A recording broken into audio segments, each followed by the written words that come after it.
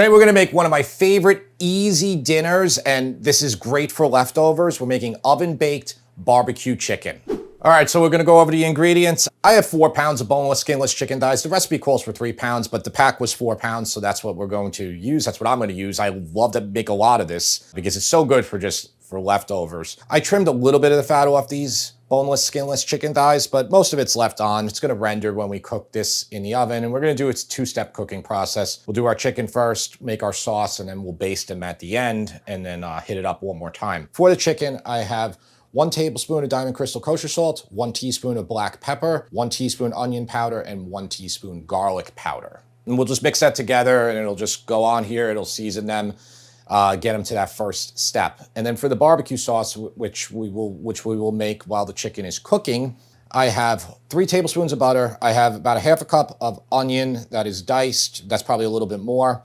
We'll saute that, and then we will add 2 tablespoons of Worcestershire sauce, a 1/4 cup of honey, 2½ teaspoons of smoked paprika. That's gonna give us a lot of smoky flavor to this. Half a teaspoon black pepper, 1 teaspoon Diamond Crystal Kosher salt.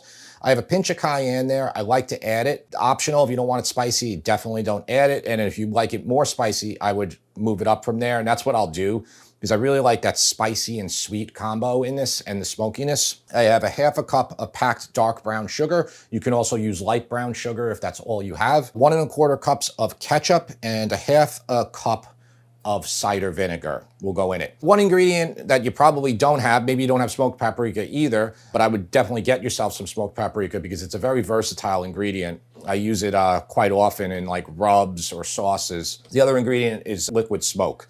Now, I want this barbecue sauce to be smoky, but I don't want to, make it really smoky and destroy it. I've used this sparingly in the past because normally when I want a smoky flavor, I go out to my smoker and make chicken or beef, pork ribs with smoke from the coal, okay? Smoke from the wood chips that I put on there. But this will do in a pinch when you're indoors and stuff like that. You have to be careful with it. I read the comments on Amazon, and one comment, just like maybe 1 or 2 stood out to me. They're like, this is very weak smoke flavor. They're like, I had to use the whole bottle. I took a whiff of this. You don't want to do that. In fact, the majority of the comments, which were hundreds of them, said, put this stuff in an eyedropper. So what I will do when I start adding it in, I will just add a little drop at a time. But if you don't want to use that, I think the smoked paprika is going to give yourself enough smoky flavor. All right, let's do the chicken. Preheat your oven to 425 degrees Fahrenheit. And I have a baking sheet here lined with foil. This is a half sheet. So I'm just going to put a little bit of spray on it. They're not going to stick really because there's a ton of water in this chicken, and the fat, everything's going to come out when we cook it. But this will help a little bit. All right, so the way I dry these out in the fridge overnight, the top is always going to be, because that's exposed to air, is going to be more dry than the other side. The other side will be a little wet. You can pat this off a little bit if you want. It's not a problem. The wetness will absorb the spice rub a little bit more. Now, I'm packing these pretty tight. You should probably use 2 sheets here, but they are going to shrink, so everything will be a lot smaller when we baste these with the barbecue sauce. And I just mixed the 1 tablespoon of Diamond Crystal Kosher salt. I added a little bit more because I have an extra pound of chicken here. And then 1 teaspoon onion powder, 1 teaspoon garlic powder, 1 teaspoon black pepper. And I'm just going to distribute it on both sides. Just try to evenly distribute it. You're not going to be perfect here. What you can do is you can just put it all together and just mix these up more. Okay, so 30 minutes at 425. At the 15-minute mark, we're going to pull them out, and we're going to drain a lot of the water out of this pan. You'll see there'll be a lot there. And then we'll flip them and then continue for another 15 minutes, but I'll show you. Okay, so we're going to make the barbecue sauce. This is a simple barbecue sauce, but it is delicious. So I just have a large sauce pot here, and I'm going to turn it to a touch less than medium.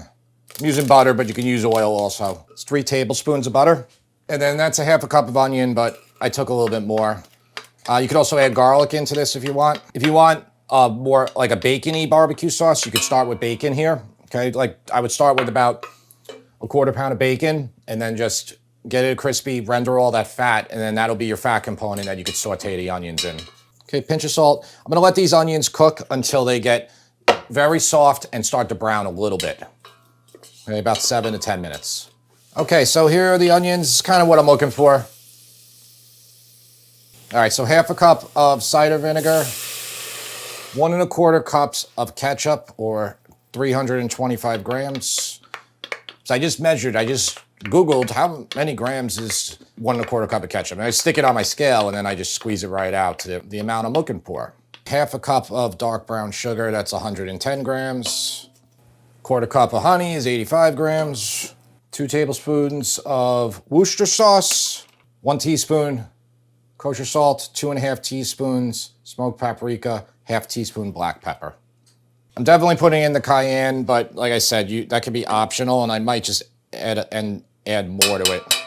When you buy cayenne, you have to be careful because I get it from some spice places online, and they'll have a 30,000 Scoville cayenne, they'll have a 60,000, and often they'll have a 90,000 or around there. They'll have like 3 levels of heat. So I don't know if that means that not all cayenne is equal, but yeah, you really want to just test it. Cayenne is a great ingredient because you can really up the spice level very easily on anything with just a bit. All right, so I'm just gonna let this come to like a simmer so all the ingredients combine. Okay, so it's bubbling. So everything now, all that brown sugar, the honey, everything is combined here.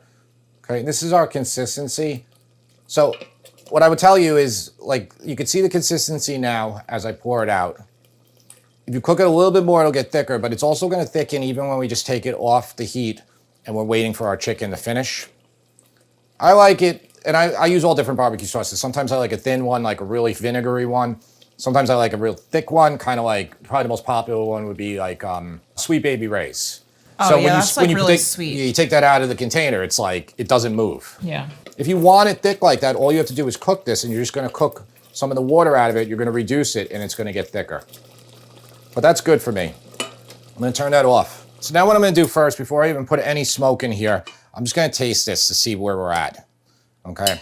See where we're at with the smokiness from the smoked paprika. It's really good. I would say it's more on the vinegary side than on the sweet side. So when you do this, you know, and I always encourage you to make things your own. If you want it sweeter, add a little bit more brown sugar. You can also add a little bit more honey. But I think that's good. Now, it doesn't have, even with that 2½ teaspoons smoked paprika, I think we can use a little bit of this, so I will. Tara, you're worried about me using this, huh? So I am not a huge fan of liquid smoke or really anything that tastes artificial in general. I'm not even using 1/8 of a teaspoon right now, okay? Oh, that's the timer going Okay, off. that's the timer for the chicken? Yep. All right, look, that's like a few drops. I don't really taste the difference yet. I'm gonna do a little bit more. I definitely taste a little bit of smokiness now. I'm gonna stop it there. So if you like main course recipes, which I'm sure you do because you're watching this video, I wanna let you know about our new cookbook, Sip and Feast Family Favorites. It has plenty of main courses in there. In addition to that, it has all the other sections you would expect to find in a cookbook. It is a beautiful cookbook, 256 pages, over 100 recipes, beautiful photo, nice instructions, good story in every single recipe. It has US customary and metric measurements, so everybody will be able to follow along with these easy recipes. Right above you is the link where you can buy it. You can get it on Amazon, Barnes & Noble, and all other sellers. QR code if you're watching on TV, which I'm increasingly aware that the majority of you are watching on TV. It's also pinned in the comments and in the description. If you don't like cookbooks, you just like watching our videos, buy it for a friend or family who does. Thanks. Okay, so here's the chicken. See how much, there's a ton of water in here. See how it's all pooling up right at the edge there? So all you have to do here is just drain it. Now I know you're thinking, oh, you could just cook at a higher temperature and it will do it. You could do that too, but 425 is gonna keep them nice and tender and gave us enough time to make our barbecue sauce in between. So you can see how much liquid I took out. Basically, about a ½ cup. Is that all fat? It's fat, a little bit of fat. There's just a lot of water in the chicken, so you can see the fat and the water separating already. All right, now I'm just gonna flip them over. I mean, they might stick a little bit, but these aren't sticking. And you can see they're already shrinking. So like initially they were touching completely. They're gonna shrink more. I always like to set up a foil here just to give easy cleanup. Hopefully I don't puncture it at all. Back to the oven for another 15 minutes. All right, so while we're waiting for the chicken for the next 15 minutes, the onions you can leave like this, but I like to puree this. It'll thicken it a little bit more, and I just give you a smoother sauce. So I'm using an immersion blender. I love this cordless one. I use it for a lot of recipes. If you don't have one, just stick it in a blender, and then you can puree it that way. Just if you use a blender, with anything really hot liquid, you don't really want to go about a third of the way up because the pressure can make it burst. Ask me how I know. How do you know? Or was that just a rhetorical question? I did that when I was like probably 16 in my mom's kitchen. Never did it again. All right, so just doing that, and I didn't get all the onions, but that thickened it up more so. Okay, keep that in mind too.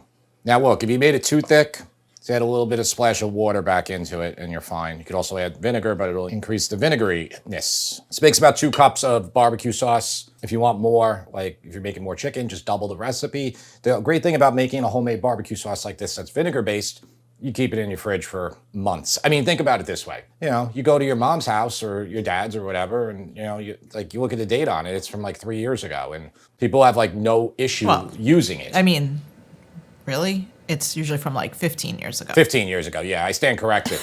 Do not go to your mother or father's spice cabinet either. You'll see spices from the 80s. From the Cold War. Yeah, from the Cold War. Just waiting for the chicken. All right, so that's another 15 minutes. So that's 30 minutes of cooking time.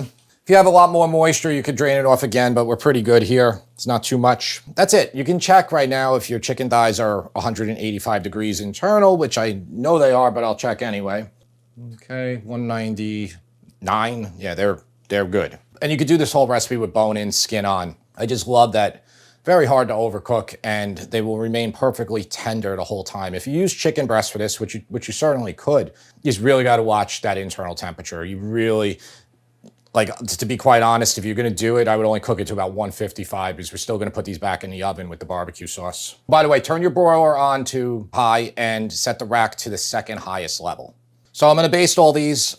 You could baste just one side now, then flip it and baste them again, or you could baste both sides right now. I'll probably just baste both sides. Jim, what's the difference between a broil on high and a broil on low? Well, we don't even have that feature on our high-end oven over there, but a lot of ovens do have it, and it'll just be a higher temperature, you know?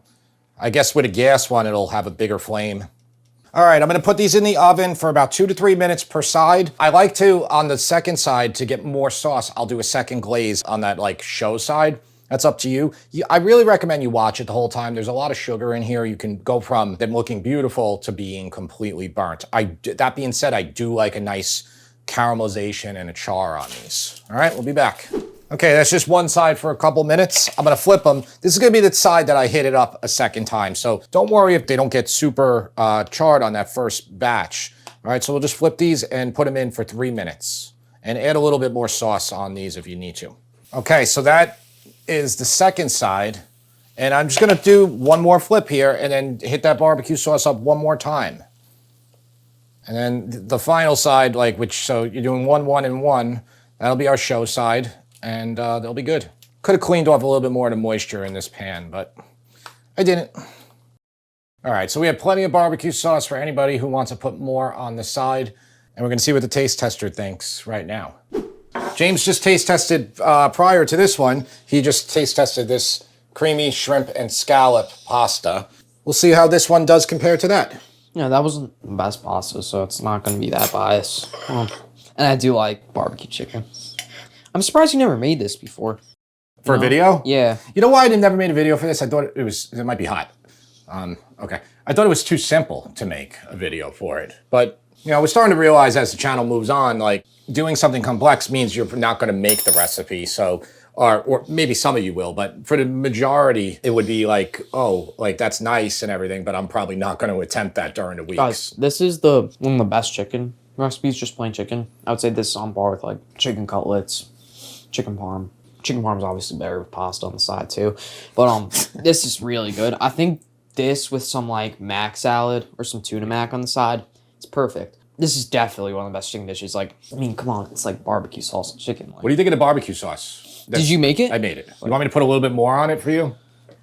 No, it's okay. You sure? Got plenty here. It's really good. It tastes like almost like kind of like middle of like Sweet Baby Ray's and Open Pit. That's what I was going for. I was trying to like split the difference. I like Open Pit more. I made a homemade Open Pit in the barbecue rib video. Yeah. So that's why I wanted this sauce to be different. Open Pit is so good on like deli sandwiches. and stuff. Yeah, that's why delis use it. It's pretty much the barbecue sauce that delis use. I would say that I would just use open pit over Sweet Baby Ray's every time, but I do really like this because it's like kind of like in the middle, which I do like. Because open pit is sometimes like a little bit too tangy and maybe not enough like barbecue, but that just might be biased because like I had Sweet Baby Ray's before I had open pit. I'm gonna give this a 10. It's like because like there's nothing wrong with it. Yeah. It's so good. It's like impossible to improve this. Honestly. And it's impossible to screw it up too if you follow how I did it. Because like the thing is that like sometimes you just gotta leave things be. There's not always like an improvement for stuff. Yeah, I would say the only improvement is the side. Like I said, like max out. I was going to do a side in the middle of this video. I like to do that sometimes so you don't know about it. There just wasn't enough time because of how quickly, you know, you're making the barbecue sauce and then you're done. That being said, if you want to like do this up to the point before the sauce, you can just finish your thighs, put them in the fridge overnight, and then you can, you know, do another side for it. Then glaze your thighs and have everything come out at the same time. I would say that anything with macaroni on the side of this is good, like mac and cheese, unsalted mac and cheese, yeah. I wouldn't really do anything else. What about coleslaw? That I actually considered a mac and cheese like, for the video. Coleslaw's like not like substantial enough, I would say. Because if you do a stovetop mac and cheese, you can get that done in the middle of the amount of time. Yeah, well, we have a video for stovetop we have a video mac for that and one. cheese. Yeah. Well, yeah, that would be a good meal. As good as mac and cheese would be, I just think mac salad would be the best option for this. I agree. On that note, we will see you next time.